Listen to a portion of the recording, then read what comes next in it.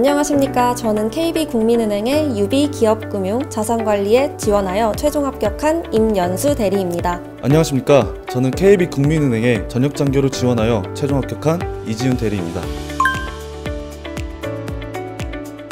저는 국민은행이 가장 포괄적인 금융을 제공하는 은행이라고 생각했기 때문에 지원했습니다. 국민은행은 기업금융과 자산관리, 그리고 소호 컨설팅 및 디지털 금융까지 다채로운 부문에 있어서 두각을 드러내고 있습니다. 이러한 리딩뱅크 속의 행원으로서 함께 성장한다면 고객들에게 종합적인 컨설팅을 내려줄 수 있는 프로금융인으로서 성장할 수 있기 때문에 지원하게 되었습니다.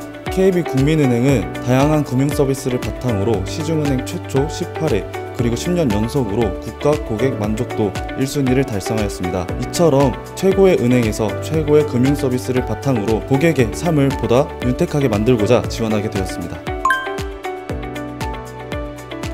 국민은행은 아무래도 면접 전형이 1차, 2차 전형으로 나누어져 있기 때문에 면접 전형에 가장 힘을 쏟았던 것 같습니다. 특히 1차 전형에서는 세일즈 면접, 그리고 토론 면접까지 다양한 부분에 있어서 지원자들의 직무 적합성을 평가하고 있습니다. 저는 개인적으로 면접 스터디를 진행하면서 많은 도움을 받았기 때문에 기회가 되신다면 면접 스터디를 하면서 본인의 강점을 키워나가고 단점을 보완하는 시간을 가졌으면 좋겠습니다. 저는 자기소개서 작성에 가장 큰 비중을 두었습니다. 그 이유는 사람과의 관계에서 첫인상이 가장 중요하듯 자기소개서도 마찬가지라 생각했기 때문입니다. 따라서 자기소개서에 제가 어떤 사람인지 담아내고자 자기소개서 작성에 가장 많은 시간을 투자했습니다. 수많은 자기소개서가 지원되기 때문에 아무래도 첫 문항인 지원 동기에 가장 큰 노력을 쏟았던 것으로 기억합니다. 지원 동기 같은 경우에는 왜 국민은행인지를 간단하게 전달하기보다는 저만의 경험이나 비전 등을 담아서 간결하지만 핵심적인 내용을 담을 수 있도록 노력했습니다. 자기소개서 문항 중 프로금융인으로서 가져야 할 역량과 자질은 무엇이고 어떻게 준비하고 있는지에 대한 문항이 가장 작성하기 어려웠습니다. 그 이유로는 지식적인 측면에서 많이 부족함을 스스로 느꼈기 때문입니다. 하지만 제가 가지고 있는 다양한 경험들을 프로금융인으로서 지녀야 할 역량과 자질에 맞추기 위해 최선을 다해 노력했습니다. 저는 역량검사를 보기 전에 유튜브에 역량검사 꿀팁을 검색해서 보고 갔던 기억이 있습니다. 유튜브 영상을 보면 역량검사에 대한 세세한 꿀팁들이나 어떤 식으로 역량검사를 진행해 나가야 하는지 세세하게 나와 있었기 때문에 그 부분을 중점적으로 미리 복습을 해서 응시를 했던 기억이 있습니다. 또한 연습 기회도 있기 때문에 실전 환경 속에서 직접 연습을 하면서 역량검사에 대한 감을 꾸준히 키워나갔던 것으로 기억합니다.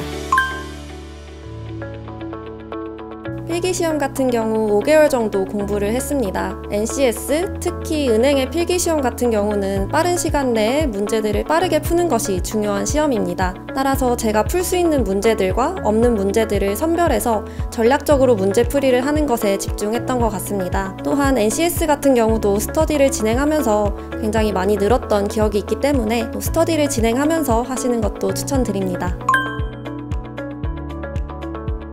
세일즈 면접 준비를 위해 최소 5군데 이상의 지점을 방문하였습니다. 그리고 선배 회원들께 채용에 관심이 있음을 밝혔습니다. 이처럼 여러분들도 지점에 견학하여 도움을 요청하신다면 선배 회원들이 많이 도와주실 것입니다. 그리고 토론 면접은 이기고 지는 것이 중요한 것이 아닙니다. 자신의 의견과 생각을 논리정연하고 부드럽게 어떻게 설명하는지가 가장 중요하다고 생각합니다. 신층 면접 준비로는 자기소개서 중심으로 준비하였습니다. 그리고 자기소개서 이외에 저 자신만의 경험을 프로금융인으로서 지녀야 할 역량과 자질에 맞추기 위해 노력하였습니다. 그리고 마지막으로 어필하지 못한 것이 있다면 꼭 어필하시는 걸 추천드리겠습니다. 먼저 심층 면접 같은 경우에는 면접관분들이 정말 제가 어떤 사람인지를 궁금해하는 느낌을 받았습니다. 따라서 최대한 솔직하고 담백하게 제 모습을 보여드리려고 노력을 했습니다. 두 번째로 세일즈 면접 같은 경우에는 은행에서 영업활동을 해야 하기 때문에 고객님들을 어떤 논리로 어떻게 설득시키는지 제 모습을 보여드리려고 했습니다. 마지막으로 토론 면접 같은 경우에는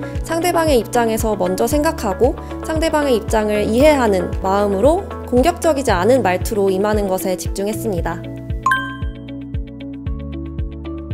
앞서 진행된 전형들을 바탕으로 저의 지식적인 측면이 어느 정도 검증되었다라고 생각했었습니다. 따라서 저를 가르치고 싶고 같이 일하고 싶은 후배 행원으로 보이고자 과감없이 그리고 솔직하게 면접을 준비하였습니다.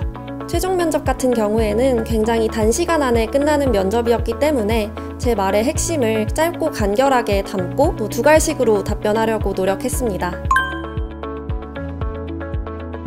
최종 면접에서 제가 하고자 했던 말들을 다 하고 나온 것 같아서 굉장히 후련한 마음으로 면접장을 떠났던 기억이 납니다. 또한 아쉬운 답변들도 많았지만 제 진심을 다해서 답변을 했기 때문에 면접장을 나와서 끝났다라는 안도의 한숨을 쉬었던 기억이 있습니다. 저는 외환 전문역 1종을 취득하고 있었고 실제로 연수원에 들어와서 외환 수업을 들을 때 자격증에서 공부한 내용들이 나와서 큰 도움을 받았습니다. 동기들의 경우에는 AFPK나 신용분석사 같은 자격증을 취득한 것으로 알고 있습니다.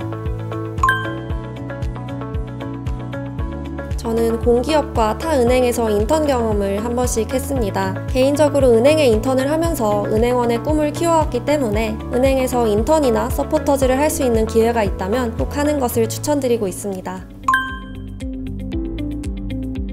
눈시울이 붉어지시던 부모님이 생각납니다. 그런 부모님의 모습을 보고 가장 큰 효도를 지금 하고 있구나 라는 것을 느끼게 되어 스스로도 기뻤지만 부모님을 기쁘게 해드렸다는 사실에 더욱 기뻤습니다. 국민은행에 최종 합격하고 나서 가족들과 친구들에게 많은 축하를 받았던 기억이 있습니다. 개인적으로 평생 받을 꽃다발을 하루에 다 받은 것 같아서 정말 기분이 좋았습니다. 4주간의 OJT 기간 동안 지점장님 그리고 멘토를 비롯한 선배 행원들의 수많은 격려와 가르침 속에서 OJT를 성공적으로 마칠 수 있었습니다. 이를 바탕으로 고객에게 최상의 금융 서비스를 제공할 수 있다는 자신감을 가지게 되었습니다.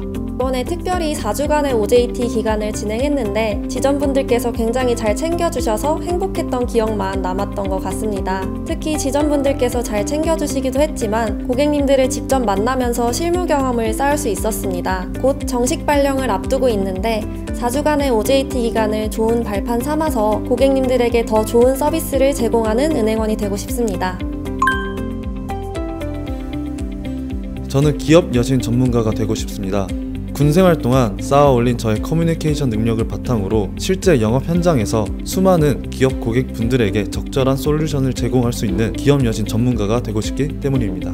네, 저는 자소서에도 PB 업무를 하고 싶다고 썼었던 만큼 앞으로도 고객님들의 자산 관리를 해주는 훌륭한 PB로 성장하고 싶습니다. 이를 위해 금융투자 상품을 열심히 공부하면서 고객에게 최적의 상품을 제공할 수 있는 PB가 될 수 있도록 노력하겠습니다. 여러분들이 현재 걷고 있는 그 길은 의미와 배울 점이 가득할 것입니다. 따라서 여러분들이 걷고 있는 그 길을 믿어 의심치 말고 최선을 다해 주시기 바랍니다. 화이팅입니다.